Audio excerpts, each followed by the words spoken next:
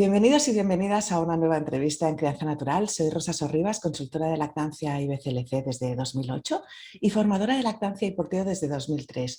Hoy tenemos con nosotras a la doctora Mari Carmen Medina.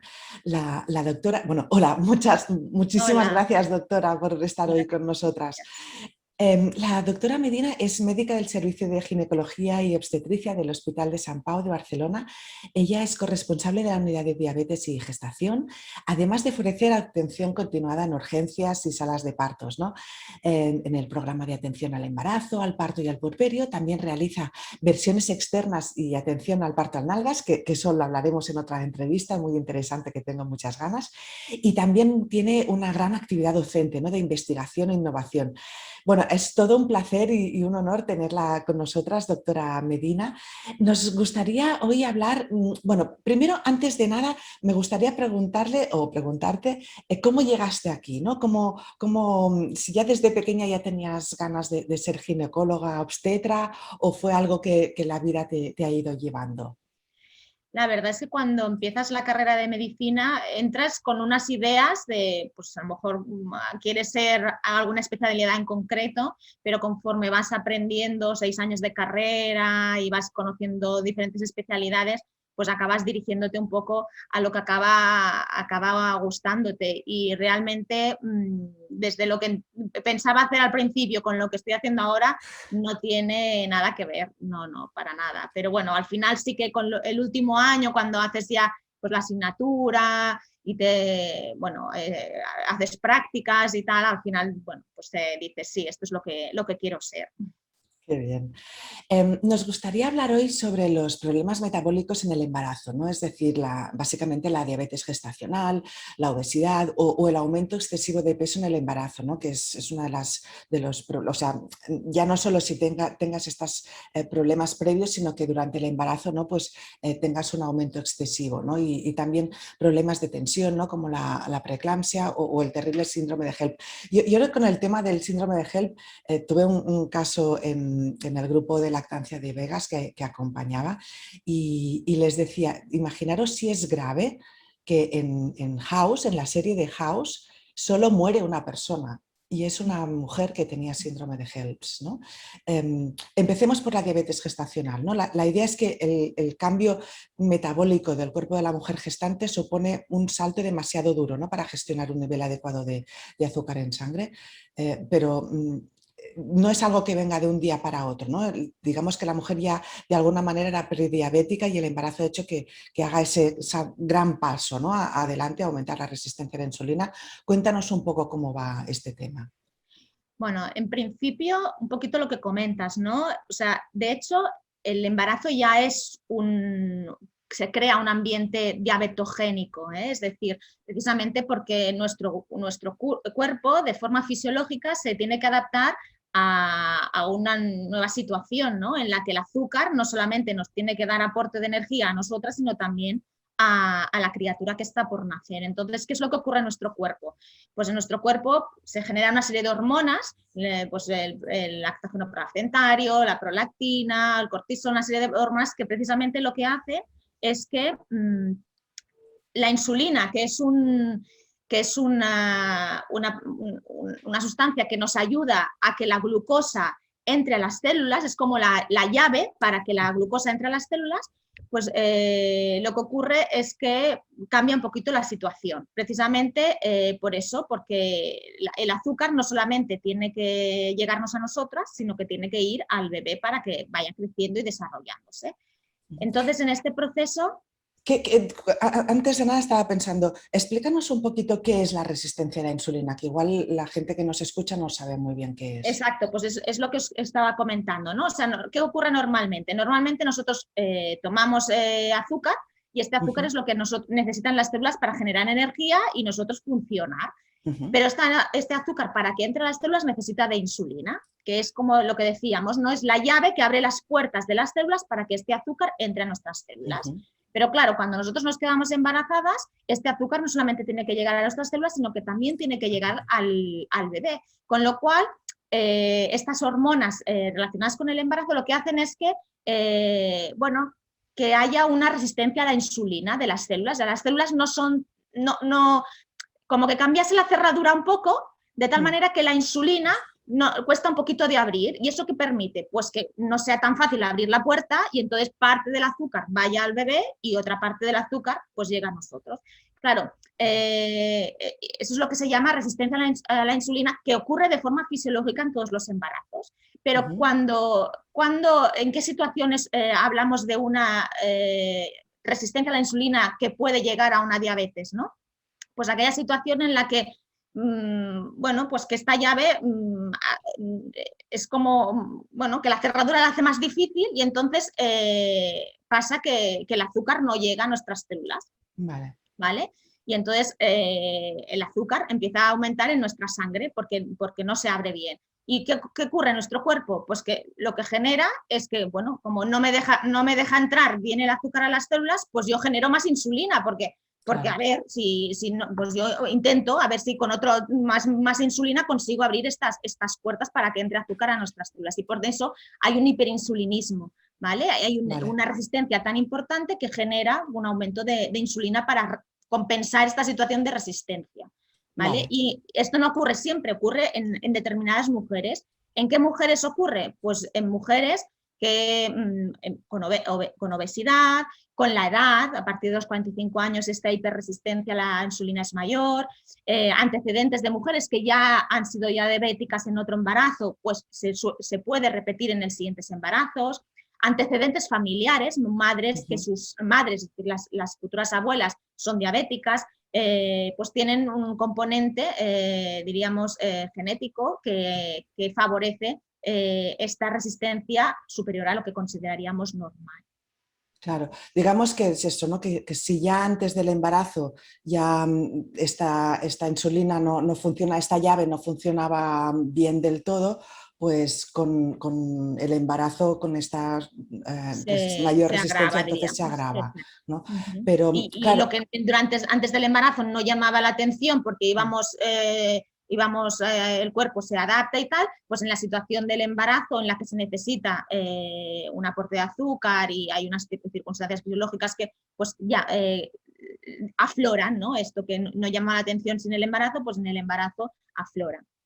claro, el problema es que muchas mujeres creen que cuando ya la placenta se ha alumbrado, ¿no? Que ya no hay ningún problema, que ya ha pasado la diabetes y se pueden comer una tarta de chocolate casi en la sala de partos y no es así, ¿no? Porque parece que a los 5 años tras el parto el 70% de estas mujeres que tienen esta diabetes gestacional tendrá diabetes tipo 2, ¿no? Así que la cosa no es tan... Exacto, las mujeres que tienen diabetes durante el embarazo tienen como una predisposición, ¿no? Entonces, claro, después del embarazo hemos de controlar a estas mujeres, porque como tú dices, un porcentaje importante a la larga pueden acabar desarrollando una diabetes y por tanto es importante controlar. Nosotros en el hospital y en los demás centros, ¿no? Cuando a una mujer se le diagnostica de diabetes durante el embarazo, en el posparto, pues a las semanas o después de la lactancia, a las 8 semanas o después de la lactancia, se les cita para hacer otra vez otra prueba, ya en condiciones, diríamos, normales,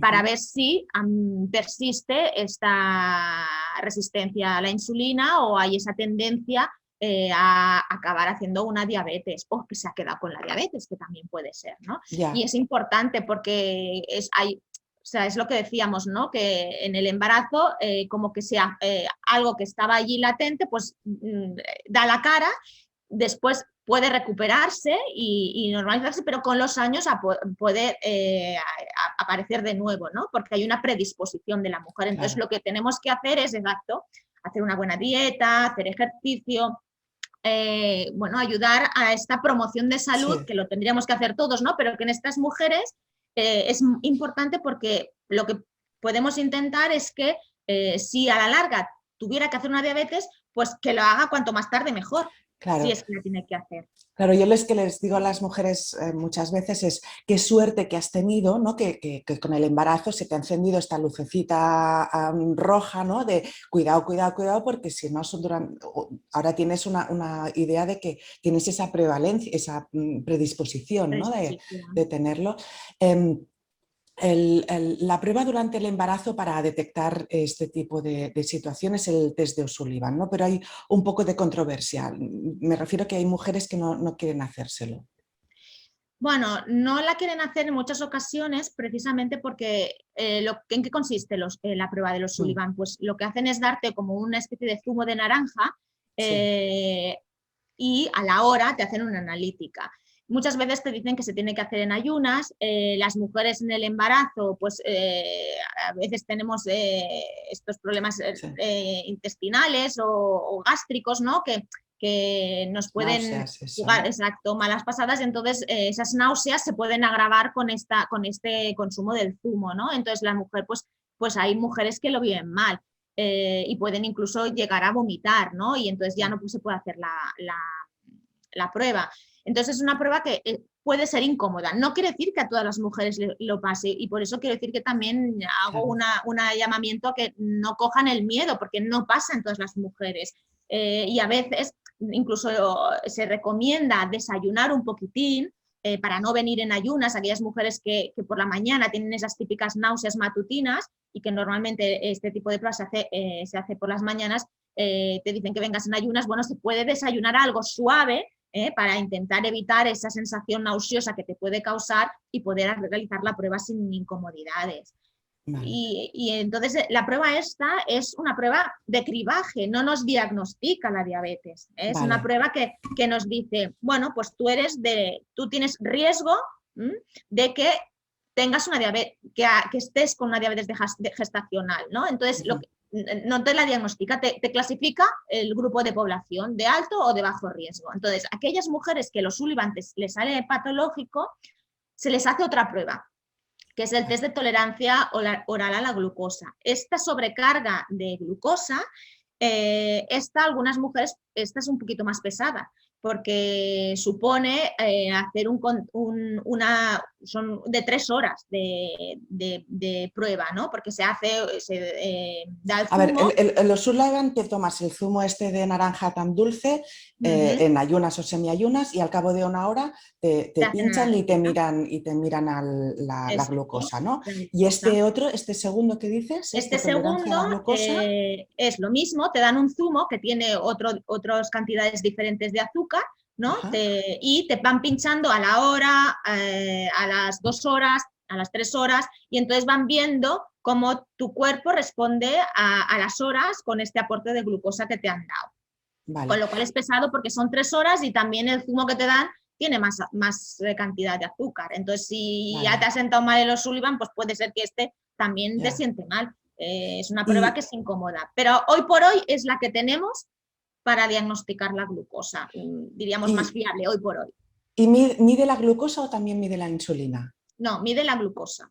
Mide Vale, la glucosa. porque a mí me hicieron una que no recuerdo el nombre, yo sé que en inglés, muchos estudios que he leído y conferencias y tal, se le llama test de Kraft y dura 5 horas y sí que te miden tanto la glucosa como la insulina. Eso sería ya en casos ya más graves, ¿no? Esto en principio sería para mirar probablemente otras cosas, pero en Ujú. realidad el tema es que eh, lo importante es medir la glucosa en este caso cuando hablamos de buscar si hay diabetes gestacional, porque es la glucosa o sea, el exceso de glucosa o cómo se metaboliza esta glucosa lo que nos va a dar información del riesgo de complicaciones, porque en realidad o sea, resistencia a la insulina ya hay en el embarazo, y que haya Ya. una insulina muy elevada no nos va a dar información, porque Claro, es que el el insulinismo ya lo tema. vamos a encontrar. Sí, el tema que te iba a comentar era esto, que en el test este lo que se mira es que, claro, ahora tiene lógica con el embarazo que dices, ¿no? Porque en este test, además, o sea, dicen que no solo se tiene que medir la glucosa, sino también la insulina, porque puedes tener un nivel de glucosa correcto, pero unos niveles de insulina elevadísimos que son los que te bajan esa glucosa, ¿no? Entonces, claro, durante el embarazo esta este enmascaramiento del nivel de glucosa debido a un Claro, nivel porque, elevado de insulina, eso no pasa o ya lo bueno, asumes.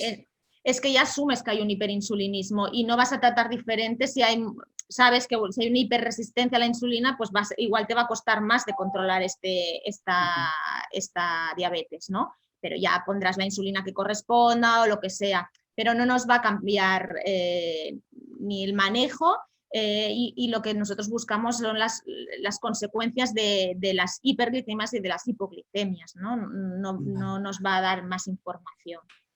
Una vez está diagnosticada la diabetes gestacional, ¿tienes que tomar algún tipo de medicación o con un cambio de alimentación es suficiente? Normalmente en las diabetes gestacionales muchas veces con control de dieta es suficiente. Control de dieta y también cambios en la actividad del ejercicio, ¿no? Porque el ejercicio quema azúcar y esto también nos va a ayudar a controlar el azúcar. Con lo cual normalmente nosotros lo que hacemos es un asesoramiento no solamente de dieta sino también de ejercicio, porque las dos cosas nos van a ayudar.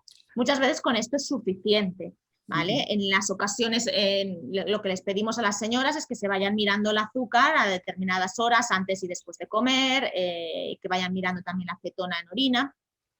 Y esto nos ayuda a ver exactamente cómo van estos controles de azúcar y por dónde debemos ajustar estas dietas, ¿no?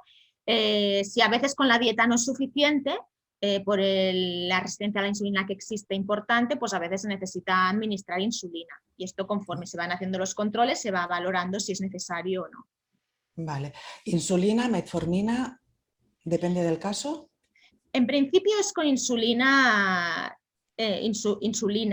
Vale. La metformina en algunos casos la utilizamos y en algunos hospitales de forma investigadora se está administrando para el tratamiento de las diabetes gestacionales, pero hoy por hoy lo que se utiliza, el gol estándar sería la insulina. Vale. La metformina puede tener su papel y además se ha visto que no es teratogénica, pero los últimos estudios recientes también nos hablan de que también se ha visto que está relacionada con bebés de bajo peso y que un bebé de bajo peso a la larga también puede tener algunas complicaciones, con lo cual hay que valorar también estos hallazgos que se han visto recientemente. Pero es cierto que la metformina, desde el punto de vista de riesgo para el bebé teratogénico, es decir, de producir malformaciones, etcétera, esto se ha visto que no. Y que en algunos casos nos puede ayudar, por ejemplo, en resistencias muy importantes en que se necesitan muchas dosis de insulina para controlar el azúcar y entonces la metformina nos ayuda a no tener que administrar tanta insulina en mujeres con elevada resistencia. Claro. Pero son cosas puntuales. Claro. ¿Qué problemas puede ocasionar una diabetes gestacional maltratada? Bueno, una diabetes maltratada la causa, diríamos, más inmediata, que es lo que nos preocupa sobre todo en nuestro bebé, es que al nacimiento estos bebés están acostumbrados pues que les llega mucho aporte de azúcar y entonces ellos generan también mucha insulina para que este azúcar nos entre a las células y ¿qué pasa? Pues que cuando nacen cuando nacen les cortamos el cordón umbilical y se tienen que alimentar ellos, ¿no? Entonces ya no les aporta el azúcar directamente a través de la placenta, pero ellos la insulina ya la tienen generada. Entonces, claro, esa insulina se come todo el azúcar que tienen y entonces justamente hacen el efecto contrario, pueden entrar en hipoglicemias. Vale, porque déjame un segundo que pare. La madre le envía, o sea, una madre con diabetes gestacional no tratada le envía demasiado azúcar al bebé, demasiada glucosa al bebé. Exacto. Entonces, el bebé para que se azúcar... Y el bebé, pero no le envía insulina, el bebé la genera esa insulina, recibe la glucosa y el bebé genera insulina para que ese azúcar entre en sus células. Entonces, cuando el bebé sale, ese azúcar no lo recibe, lo tiene que consumir de la leche materna o leche artificial, según lo que vea, lo que tome, pero no compensa, no es suficiente por la cantidad de azúcar que ha recibido durante el embarazo. ¿Es así? Claro, inmediatamente cuando nace, ¿no? Ya no tiene aporte de azúcar, pero él ya tiene la insulina porque la ha generado la que le ha venido. Entonces, ¿qué pasa? Que claro, todo el azúcar que tiene, con la insulina que tiene, se la come la célula y entonces se queda con hipoglicemia. En la sangre ya no tiene azúcar y hay ese riesgo de hipoglicemia. ¿Vale? Y la hipoglicemia pues pueden dar situaciones graves al bebé y aparte que muchas veces son asintomáticas, entonces pueden dar problemas neurológicos y las tienes que detectar para darles el aporte de azúcar que necesitan y precisamente por esto a los bebés de madres diabéticas se les hace unos controles glicémicos a las primeras horas de vida para controlar si están en fase de hipoglicemia porque muchas veces la clínica no te lo va a decir. Ya, Entonces hay que pincharles para valorar los niveles de azúcar. Ese es vale, el riesgo, diríamos, más inmediato, ¿vale? claro, También claro. otros riesgos que tiene es el hecho de que como les llega mucho azúcar, crecen más, porque les da mucha energía y crecen, ¿no? Y son el típico niño que decimos que son grandes, son Sí, macrosomas que llamamos, sí, ¿no? Entonces, esto que dices, bueno, son grandes, pues ya está, ¿no? Ya ya, están, ya, lo que se dice, ¿no? Ya están creciditos y creciditos, ¿no? No, están, o ya. sea, han crecido demasiado y han crecido en un ambiente metabólico que no les es adecuado. ¿Y cuál es el problema? Que esto, a la larga, puede dar, pues, obesidad, puede dar diabetes, el síndrome metabólico, que está asociado, pues, esto, a obesidad, hipertensión, ¿vale? Y en gente joven. ¿Vale? Con lo cual es importante este control durante el embarazo para evitar. Lo que pasa es que esto en el primer momento no lo vamos a ver. Lo que vamos a ver si es que hay alguna complicación son eso, hipoglicemias o durante el trabajo de parto. A veces, si no hay un buen control durante el trabajo de parto del azúcar, también pueden dar problemas. Ajá. Pero eso es inmediato, pero a la larga hemos de pensar también este bebé que puede ser obeso, que puede tener diabetes en bebé joven, o sea que es importante controlarlo. Eso no lo había pensado, no lo había leído nunca. ¿Cómo se gestiona una diabetes gestacional en el momento del parto? Porque claro, el parto es un momento de necesidad energética muy grande. Entonces, Exacto. ¿cómo una mujer que tiene una diabetes gestacional muy delicada, ¿no? Con tratamiento de insulina y tal, cómo lo gestionáis eso? Pues nosotros tenemos unas pautas en las que lo que hacemos una vez entran en ayunas la madre, evidentemente mientras en la primera fase del parto pueden comer normal y se van midiendo el azúcar como van haciendo en su casa y se van dando los aportes de insulina que necesita. Pero cuando entran en fase de ayunas es muy importante controlar estos niveles de azúcar porque el parto, como tú dices, es un momento de mucha necesidad energética, ¿no? Ujú. Entonces es muy importante no entrar en hipoglicemias porque si no también va a repercutir en el bebé y esto va a repercutir en el parto, ¿no? Puede haber mayor riesgo de sufrimiento fetal si no está bien Sí. controlado, con lo cual es importante este control durante el trabajo de parto. Uf, sí, se me Sí, había ocurrido, sí, tela. sí, Sí, sí, sí. sí, sí. Luego también el hecho de que sean macrosomas, si son bebés Claro, grandes, pues también van a tener a veces problemas en parir, porque también dependerá de la pelvis de la mamá, ¿no? Entonces, los macrosomas a veces pues también pueden dar problemas o que la madre, pues si no puede parir por vía vaginal, pues aumenta la tasa de cesáreas en estas mamás, o también, por ejemplo, pues que sea un parto vaginal, pero que se necesita algún instrumento porque son bebés que les cuesta descender, ¿no? claro. O, claro, si cuesta descender y cuesta, pues a veces pues hay más tasa de necesidad de hacer una episiotomía, que no, Ya, no se hace de forma arreglada, pero en estos casos a veces, pues si es grande se necesita, depende también de claro, la pelvis, del perine de la mamá, ¿no? claro. O también está descrito pues lo que se llaman las distocias de hombros, Sí, que es esa dificultad de salir el hombro. sí. Y esto está descrito que es más frecuente en hijos de mamás diabéticas porque el crecimiento de los bebés de madres diabéticas, sobre todo es troncular, sobre todo en la zona de los hombros, Ujú. troncular. Entonces, este exceso de grasa o este exceso de crecimiento, sobre todo es a nivel de... Y por eso hay más distocias en estos bebés. Un bebé, podríamos decir, para que no entendamos, ¿no? Un bebé de 4 kilos de madre no diabética y un bebé de 4 kilos de madre diabética, pues tiene mayor riesgo de hacer distocia el bebé de madre diabética, porque el crecimiento que hace, la repartición, diríamos, de esta grasa o la repartición Sí, de este es crecimiento es diferente. sobre todo a nivel de esto, con lo cual está descrito que hay mayor riesgo de distocias en madres diabéticas. Y claro, yo me imagino en algún caso así difícil, ¿no? De alguna mujer que esté tomando mucha insulina o así, que ya os planteéis una cesárea, ya no digo programada, pero sí que en la primera contracciones ya definir cesárea o eso sería ya un caso muy extremo. Bueno, a ver, nosotros en principio, al menos en el Hospital de San Pau, las mujeres diabéticas gestacionales, ojo, estamos hablando de las gestacionales, ¿eh? Las que son Sí, diabetes sí, tipo sí. 2, tipo 1 son otro tema aparte. Las diabetes gestacionales nosotros intentamos controlarlas como una mujer no diabética, es decir, intentamos que evolucione hasta las 40, si a las 40 no se pone de parto le damos la oportunidad a que aguante hasta las 41,4, como cualquier otra mujer, siempre que los controles diabéticos estén, del Ya. azúcar estén correctos. Si el crecimiento es adecuado, los azúcares están correctos, intentamos un parto diríamos, natural, fisiológico, vaginal, como cualquier mujer no diabética y que esté dentro de unos pesos incluso de 3.900. O sea, no indicamos una cesárea por tendría que ser un bebé, perdón, un bebé muy grande, de 4.500, por encima de 4.500 para decidir una cesárea directa. Porque también es lo que decimos, no solamente depende del peso del bebé, sino también de la pelvis de la mamá, y esto a veces, muchas veces no lo ves hasta el momento del trabajo de parto, si eso va a pasar por ahí, si el bebé va a pasar o no va a pasar, ¿no?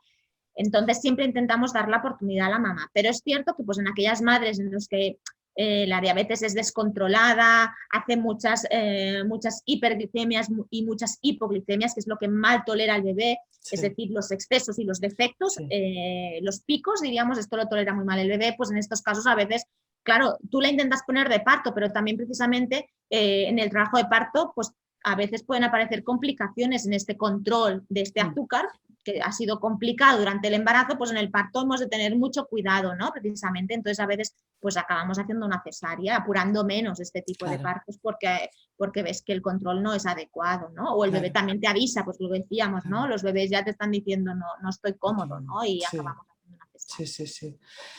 Tengo entendido que hay un medidor continuo de glucosa que hace que no solo que todo sea más fácil, ¿no? Que estos picos, ¿no? Que decías que entonces ya no ocurren tanto porque te das cuenta antes, y además, por lo que me han dicho las madres, aprenden mejor sobre cómo reacciona su cuerpo a los alimentos, ¿no? Y, me acuerdo una que me decía, no me podía imaginar que combinando un plátano con no sé qué, pues el efecto sería menor que el plátano con no sé cuántos, ¿no? Y me estoy dando cuenta, estoy aprendiendo un montón gracias a este monitor continuo. ¿Cómo funciona? Bueno, el monitor continuo es exactamente pues eso, un sensor que tiene como un pequeño filamento flexible que se introduce dentro de lo que sería la piel a nivel subcutáneo, ¿no? Y que lo que detecta es la glucosa intersticial, que es muy parecida a la glucosa en sangre, capilar.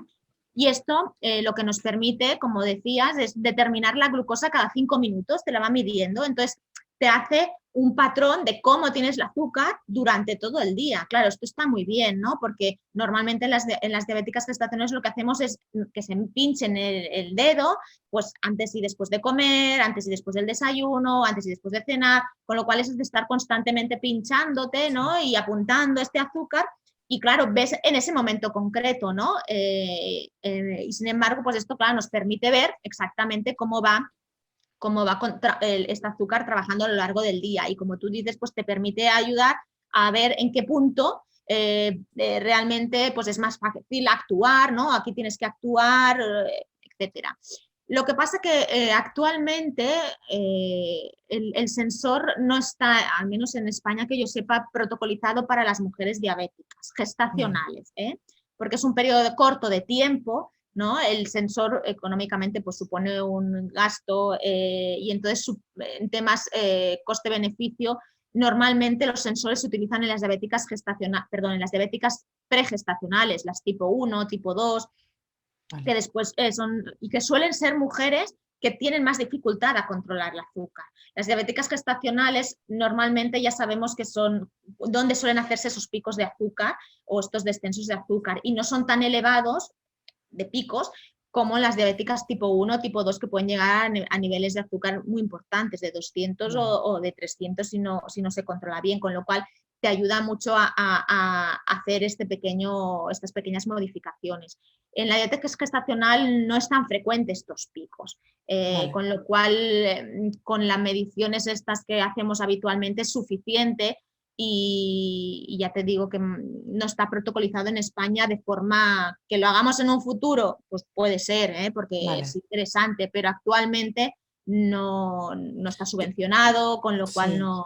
Yo conocí a una mujer que sí que me dijo, no, me lo recetó, pero supongo que debió ser una clínica privada o algo así, que sí. O igual era lo que tú dices, que ya una persona con diabetes previa. Exacto. En la Seguridad Social te subvencionan lo que es el aparatito para pincharte, con el glucómetro, las tiras. Claro, este sensor, actualmente no está protocolizado. ¿eh? Vale, pero sería fácil, me refiero a una persona pues que, pues tenga antecedentes, ¿no? Que su madre fuera diabética, ¿no? O su abuela o quien fuera, ¿no?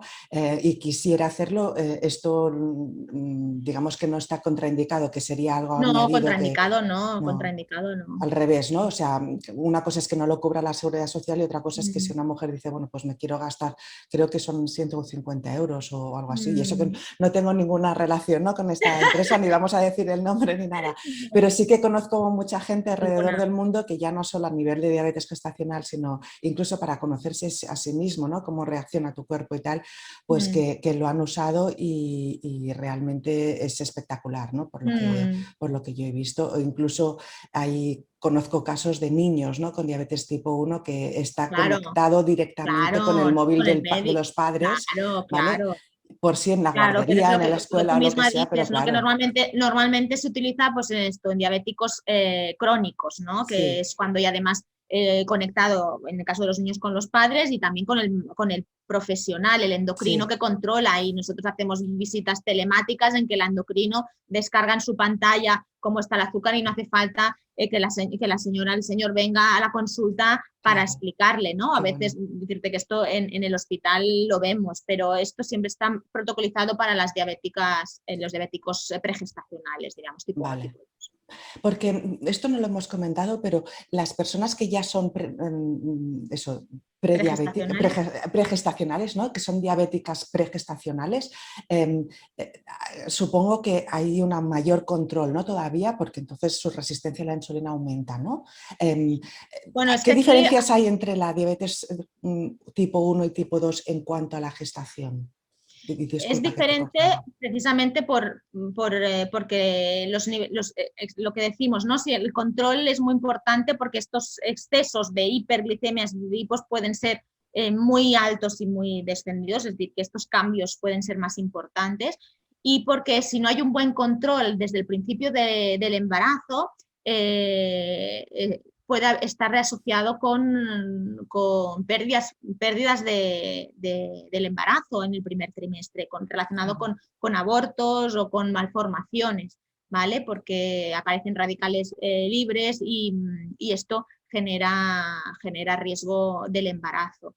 Entonces es muy importante que una mujer diabética previamente al embarazo, es decir, pregestacional, a tipo 1, tipo 2, lleve un control muy estricto antes de decidir quedarse embarazada y que lo hable con su endocrino porque tiene que ponerla a punto, ¿no? Es decir, eh, ahora estamos en este momento, ahora nos quedamos embarazadas, porque si Vale. no, si partimos de unos malos controles, puede estar asociado pues, con abortos de repetición o con malformaciones fetales, muchas veces, pues, sobre todo de tipo cardíaco. Por ejemplo, en las mujeres Ya. diabéticas, nosotros en el hospital de forma protocolizada a todas les hacemos un control específico del corazón en el bebé. A todas las señoras se les mira el Ya, corazón, ya. pero a Pero estas señoras se les mira de forma más exhaustiva y unos parámetros que no se miran a nivel general, pues se les mira precisamente porque tienen un riesgo un poquito superior a la población de tener malformaciones cardíacas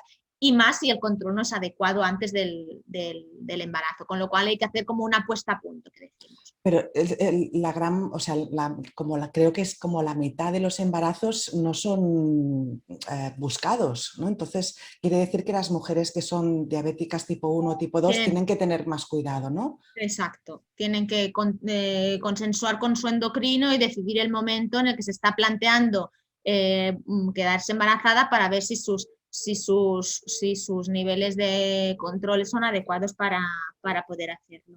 Vale. Supongo que la dieta que debe seguir una mujer con diabetes gestacional es baja en carbohidratos y que los que tome sean no refinados, ¿no?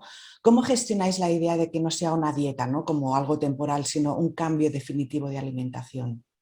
Bueno, nosotros en principio lo que hacemos en nuestro hospital es les damos un curso que llamamos a las mamás y les explicamos cómo funciona el azúcar, cómo funciona la insulina y qué alimentos nos van a ayudar en este manejo. Como tú decías, hay muchas cosas que se desconocen, ¿no? Que a lo mejor mezclando un azúcar que te dicen que no lo debes comer, pues lo mezclas con fibra, lo mezclas con algún con otro alimento y permite que estos niveles de azúcar no sean tan importantes, con lo cual te permite comer ese azúcar y no causar hiperglicemias, ¿no? Es decir, sí que es cierto que se tiene que disminuir los hidratos de carbono, pero tampoco o sea, no tiene que ser, pues ahora no voy a comer azúcar, no, porque azúcar necesitamos todos para que nuestro cuerpo funcione, o sea, esto es algunas cosas que hemos de entender, ¿no? Que no hay que reducir el azúcar, hay que reducir comer algunos azúcares. y tener una dieta sin absolutamente nada de azúcar es muy difícil. Bueno, evidentemente, es que no sería, pero es que además ya te digo que no sería adecuado porque los hidratos de carbono los necesitamos todos para que nuestras células funcionen. Es el Bueno, que le da eso... el aporte a esto. Entonces, es importante, sobre todo, conocer qué hidratos de carbono podemos comer porque hay algunos que hacen subir mucho el azúcar, ¿no? Por ejemplo, los refinados, y hay otros que bueno, se metabolizan más lentamente y evitan esos picos, esos excesos así importantes que son los que hemos dicho que no son adecuados para el embarazo.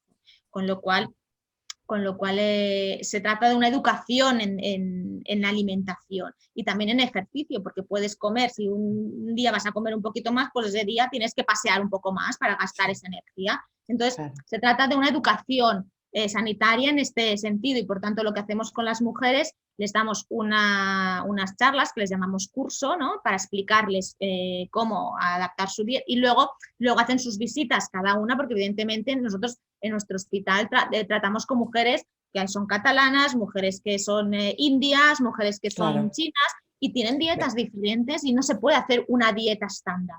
Claro. Porque a una mujer asiática pues igual le dices de comer unas cosas que ella pues no está acostumbrada a comer y no te va a hacer esa dieta, con lo cual hay que ajustar. Entonces cada vez más intentamos, bueno, lo que está haciendo la medicina en general, ¿no? Adaptarse y ajustar a las necesidades de cada persona, con lo cual hacemos una clase general, pero después en las visitas decimos, bueno, pues en tu caso, pues esto lo cambiaremos por esto, depende, porque además también hay mujeres pues que a lo mejor se levantan a las 8 y hay mujeres que se levantan a las 10 y hay mujeres que se levantan a las 6, entonces también hay que hacer cambios en las dietas, ¿no? Lo que le vaya bien a una mujer no le irá bien a otra. Sí, sí, sí. Y además es que muchas veces las mismas mujeres dicen, pues he comido lo mismo y hoy me sale alta y ayer me salía... Entonces, no es fácil. Yo a veces cuando vienen a la consulta y están a veces desesperadas porque no saben qué hacer, les intento tranquilizar. De, bueno, es que esto es como digo yo, alquimia, ¿no?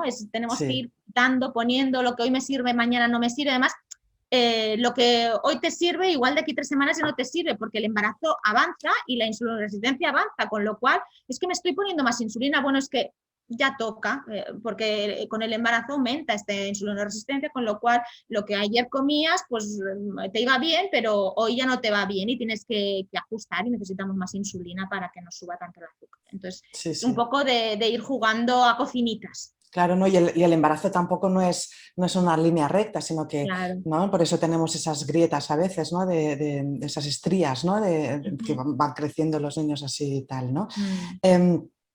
Ahora hay ya hace unos años, ¿no? De que, sobre todo en los últimos 2 años más recientemente, que hay como un boom, ¿no? de una alimentación baja en carbohidratos, ¿no? De esa dieta.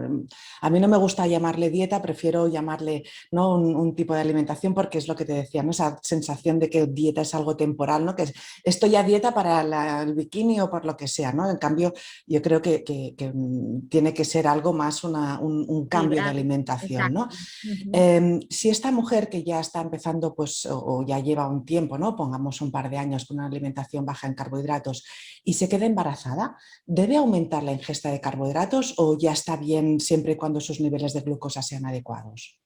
Si sus niveles de glucosa son adecuados, en principio yo valoraría que vaya creciendo, que ella vaya ganando el peso adecuado, que el bebé vaya creciendo adecuadamente y si las pruebas de diagnóstico de los Sullivan y esto le salen bien, en principio, ahora si ya se diagnostica una diabetes, pues habrá que ver si esa dieta baja en carbohidratos es adecuada o no, o hemos de hacer algún cambio.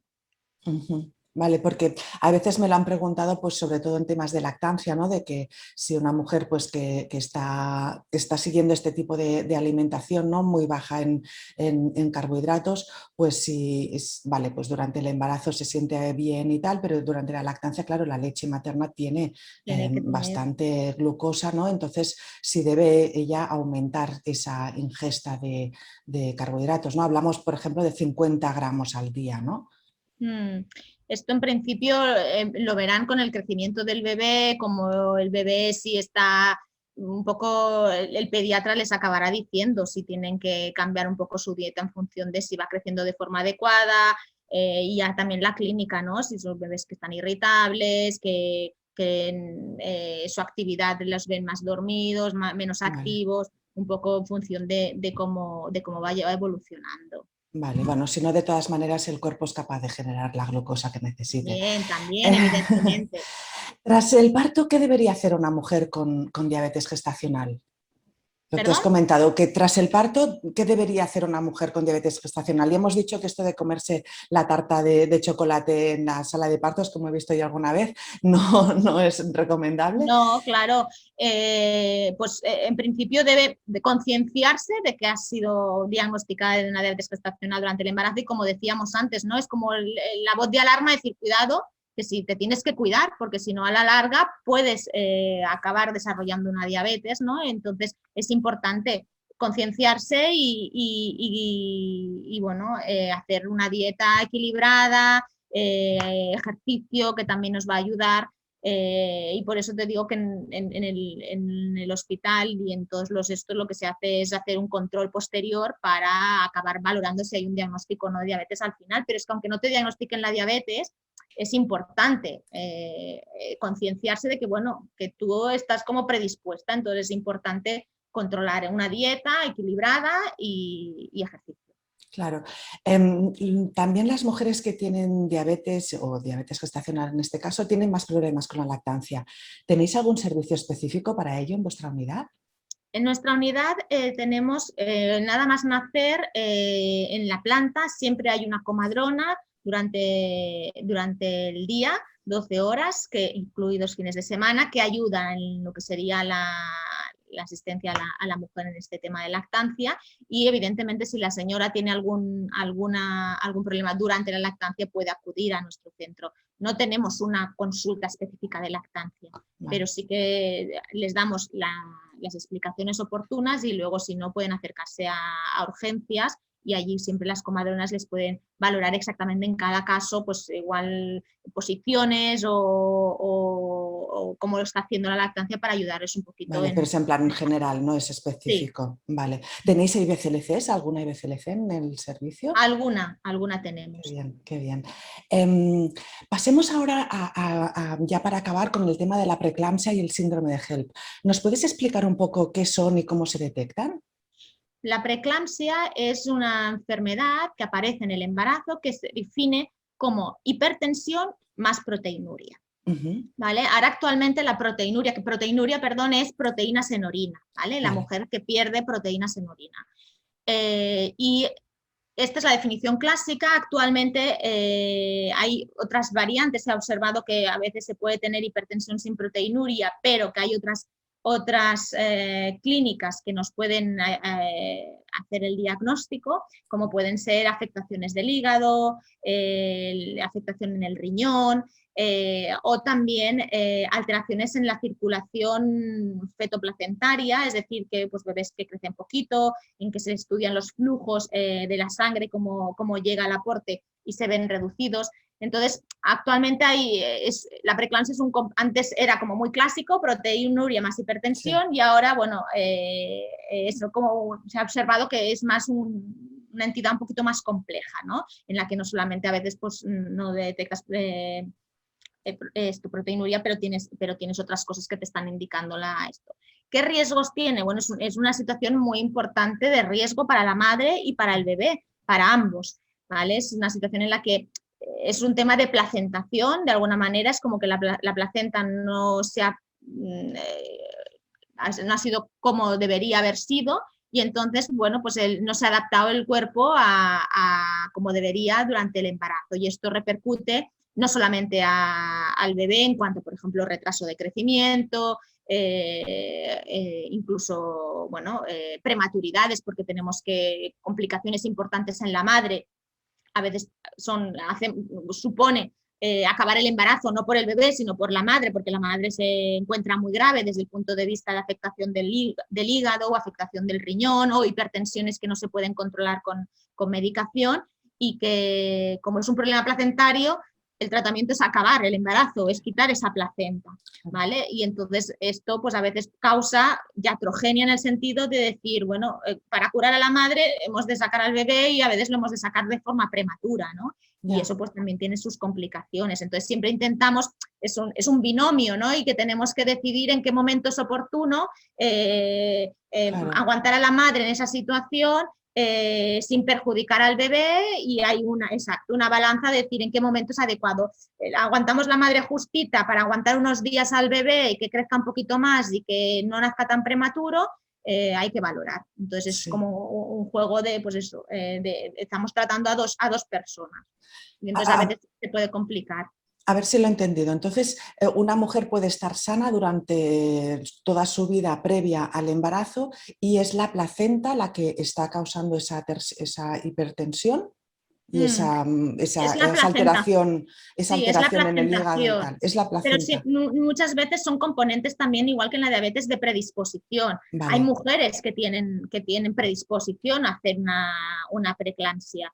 ¿Qué mujeres suelen haber? Pues mujeres con edad avanzada, ¿vale?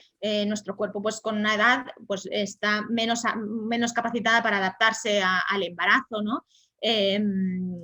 Mujeres con antecedentes de abortos de repetición, puede haber un antecedente de este tipo. También diabéticas pregestacionales, las diabéticas tipo 1 pueden estar asociadas a problemas de preeclampsia.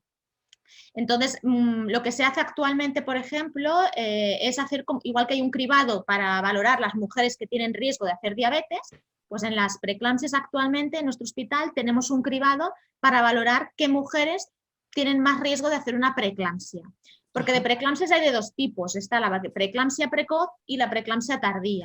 La precoz diríamos que es la más grave, porque aparte de que clínicamente puede dar es más grave para la madre, también es más grave para el bebé, porque si la mamá está mal y tenemos que acabar el embarazo, estamos también perjudicando al bebé en este sentido, con lo cual diríamos que es grave en este sentido también. Y luego está la tardía, que, bueno, pues que muchas veces aparece al final del embarazo, que acabar el embarazo no nos preocupa tanto porque el bebé ya está maduro y no le estamos perjudicando en este sentido, ¿no? Pero evidentemente que la madre es muy importante también. Entonces, hay de dos tipos. Y el cribaje que nosotros hacemos en el primer trimestre es para detectar la preeclampsia precoz, que diríamos que es la más grave, y además que, aunque se llaman preeclampsias las dos,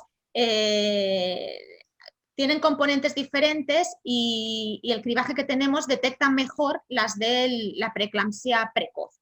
Entonces, en este caso, se criba y se decide, pues esta mujer tiene mayor riesgo, y entonces se les ofrece el tratamiento con aspirina, porque se ha visto que la aspirina, en los últimos estudios que se ha visto, es muy buena para disminuir este riesgo de que acabes haciendo una preeclampsia o que la preeclampsia no sea tan grave. ¿Vale? Entonces, los últimos, no sé exactamente, llevamos 3 años utilizando, 2 años este cribaje, y hemos visto que ha disminuido la tasa de preeclampsias precoces. Teníamos preeclampsias precoces ingresadas en la unidad de alto riesgo obstétrico con frecuencia, siempre teníamos alguna. Actualmente tenemos poquitas. Lo que a nivel internacional se está viendo que la aspirina es muy efectiva en este sentido, y se ha visto también la aspirina, evidentemente es un fármaco que es seguro para la mamá, pero que se tiene que tomar en el primer trimestre, que es cuando se está generando la placenta. Y es donde está actuando, tiene menos efecto al final del embarazo, y es en el primer trimestre donde tenemos que actuar, que es donde se está generando la placenta. Porque entonces una mujer que haya tenido ya una preeclampsia, sea de cualquiera de los dos tipos, o que tenga habitualmente una tensión alta, ya tiene mayor riesgo. Estas otras mujeres que son predispuestas a tener una preeclampsia. Entonces, en este cribaje se tienen en cuenta estos parámetros, unos parámetros analíticos, ¿vale? Se hace una analítica y se mira unas determinadas hormonas, se miran unos parámetros ecográficos, las arterias uterinas, que son las arterias que llevan la sangre al útero y que acaban colaborando en este desarrollo de la placenta, también nos dan información de cómo se está creando esta placenta y cómo está creando la circulación. Y después otros parámetros de la mujer, la edad, el antecedente de preeclampsia, antecedentes de niños de bajo peso, antecedentes de diabetes, raza. O sea, hay toda una serie de parámetros que juntos hace como una fórmula matemática y se valora la mujer que es candidata a ofrecerles la aspirina. Porque entonces, tal como decíamos que los niños de madres con diabetes gestacional o diabetes tipo 1 o tipo 2 tenían unas características especiales, sobre todo después del parto, pero también más adelante, los hijos de madres con preeclampsia también tienen estas dificultades, digamos, o características especiales. Bueno, los niños de madres con preeclampsia tienen sobre todo, diríamos, complicaciones sobre todo por retraso de crecimiento o por prematuridad. Porque son bebés pues, que han tenido que nacer antes y esto tiene repercusiones, depende de las semanas en las que han nacido, serán más o menos por el tema de prematuridad o por el bajo peso. ¿Vale? Entonces sí que pueden tener repercusiones, pero esto está un poco en estudio, esto estamos hay muchos estudios para estudiar estos bebés desde el punto de vista cardiológico, desde el punto de vista de desarrollo metabólico, etcétera. Exacto. Claro, sí, porque es que pienso esto, que si es la placenta, ¿no?, la que está mal funcionando, ¿no? Al fin y al cabo la placenta son células del propio bebé también, con lo cual tal vez alguna célula, ¿no?, del desarrollo del bebé tampoco funciona bien, ¿no? Entonces por eso preguntaba, bueno, pero me imagino... es un tema sobre todo exacto, que no se está desarrollando como potencialmente debería desarrollarse. Entonces, por ejemplo, en el caso de los retrasos de crecimiento causados por preeclampsia, ¿no? Para que nos entendamos, es como que le llega poco aporte o le llega un aporte deficitario y entonces estos bebés, para hacernos una idea, ¿no? Por ejemplo, pues el riñón tiene que tener 70 nefronas, me lo invento, ¿eh? Sí. Bueno, pues este bebé no nacerá con 70 porque el aporte no le es suficiente y entonces a lo mejor pues nace con 50. Claro, esto cuando en la edad diríamos cuando es pequeño, pues esto no dará mucha evidencia clínica, pero a lo mejor a la larga este riñón, que en vez de tener 70 nefronas tiene 50, pues puede producir hipertensión, que te puede tener a la larga unos efectos que no los veremos inmediatamente, pero sí a la larga, ¿no? Entonces, esto está todo ya en investigación, pero sí que evidentemente los niños de madres con preeclampsia también tienen repercusiones. Y las madres con preeclampsia también tienen, pues igual que las diabéticas tienen a largo plazo riesgo de desarrollar una diabetes, las madres con preeclampsia se están haciendo estudios para ver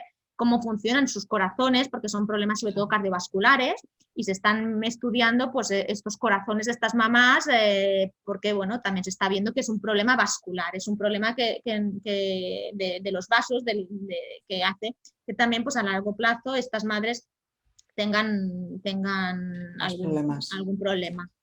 Una de las cosas que sabemos es que en caso de preeclampsia, al tener problemas previsibles, ¿no?, en la activación secretora, es decir, en la lactogénesis, digamos, en el momento de la subida de la leche, ¿no?, que se conoce popularmente, algunos autores sugieren la extracción antenatal de leche, ¿no? ¿Lo hacéis en vuestro hospital?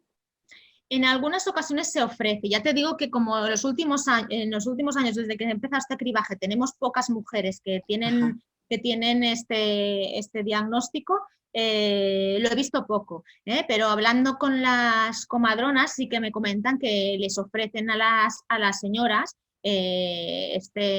esta reserva, porque por ejemplo mujeres con preeclampsia, claro, están medicalizadas, están ingresadas y toman medicación y por ejemplo se les da sulfato de magnesio que reduce la síntesis de leche. Entonces a veces exacto, pues entonces se les ofrece la extracción para Ajá. después. Porque tenemos entendido que en algunos hospitales la madre puede sacar, no sé, una madre diabética, ¿no? También, por ejemplo, ¿no? Que también es interesante ofrecer esta posibilidad, no para todas, por supuesto, ¿no? Pero sí en algunos casos concretos, ¿no? Como preeclampsia o diabetes, etcétera, pues sí que es interesante que la madre, bueno, lo de la extracción antenatal es todo el mundo, pero hay hospitales que no lo quieren recepcionar, no quieren esta leche extraída de la madre porque consideran que ¿no? Viene de fuera y no se sabe si es adecuada o no, ¿no? Es como, por Dios, o sea, es leche de la madre, ¿no? La madre no le va a dar algo que esté en malas condiciones, pero sí que en No, algunos claro. sitios no se permite. No, sí, Em, sí. No está protocolizado como tal, ¿eh? Pero Ujú, nuestras comadronas, sobre todo estas que son expertas en lactancia y tal, sí que, bueno, hablan con ellas y se qué bien, trabaja. No qué está bien. protocolizado como tal, pero sí que sé que lo hacen. Perfecto. Solo un último detalle. Hemos hablado de preeclampsia, pero el síndrome de HELP, ¿qué es? Bueno, el síndrome de HELP es en realidad una variante de la preeclampsia Ajá. que se llama HELP porque son las siglas de hemólisis, la sangre se destruye, las plaquetas disminuyen y aumentan los enzimas hepáticas. Es una entidad en sí dentro de la preeclampsia, como diríamos, pero es una situación muy grave porque es como que la sangre se está destruyendo, ¿no? Y que las plaquetas están disminuyendo, con lo cual hay riesgo de sangrado, hay riesgo muy importante para la madre y evidentemente también para el bebé. Son situaciones de extrema gravedad. Ya, ya, tela. Pues no sé si hay algo que no te haya preguntado que te gustaría No sé, yo creo comentarnos. que hemos hecho Sí, una ¿no? entrevista muy completa, ¿no? Hemos tratado Sí, muchos temas. sí, sí. Ya quedamos otro día para hablar del parto de nalgas, que ya sé Perfecto, que sabes un montón y nos puedes ilustrar cuando muchísimo. queráis.